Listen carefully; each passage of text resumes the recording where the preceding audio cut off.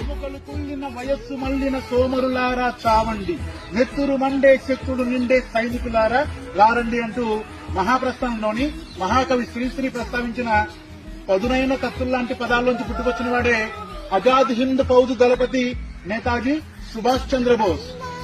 మన దేశంలో మనకు స్వాతంత్రం రాకముందు బ్రిటిష్ ప్రధాని అయిన అట్లీ ఒకానొక సందర్భంలో ఏమన్నాడంటే, ఒక్క నేతాజీ సుభాష్ చంద్రబోస్ ని మీరు మాకు అప్పగిస్తే మేము మీ దేశాన్ని వదిలేసి వెళ్ళిపోతాం అని చెప్పారు. తర్వాత 1947లో మనకు స్వాతంత్రం వచ్చాక ఈ అట్లీ సేన మొత్తం బ్రిటిష్ వెళ్లిపోయారు.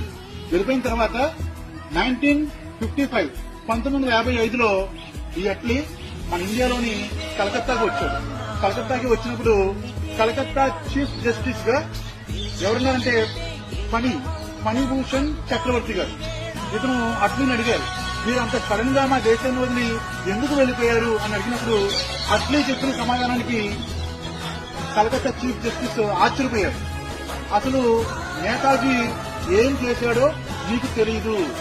అతను మీ దేశంలో ఆజాద్ హింద్ ఫౌజ్ ను స్థాపించి యువత మొత్తం చైతన్యపరిచి వారిలో స్ఫూర్తిని నరనరణ దేశభక్తిని నింపాడు.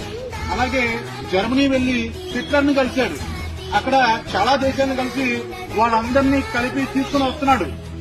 అందుకే ఇంకా నేతాజీతో మనం యుద్ధం చేయలేము అని చెప్పి, నేతాజీతో యుద్ధం కంటే రాజీ పడ్డమే మంచిదని చెప్పేసి మేము రాజీ పడి ఇక్కడి నుంచి ఈ దేశం వదిలి వెళ్లిపోయాము అని చెప్తూ చివరిలో ఒక పెద్ద బాంబును కూడా పేల్చాడు. నేతాజీ లాంటి యోధుడు మా దేశంలో ఒక్కడు ఉన్నా సరే మేము మొత్తం ప్రపంచాన్నే చుట్టేసే వాళ్ళం అని చెప్పి చెప్పాడు. అంటే చూసారా, అంటే అప్పట్లో బ్రిటన్ ప్రధాని అయిన అట్లీని కూడా భయపడేలా చేశాడు నేతాజీ సుభాష్ చంద్రబోస్.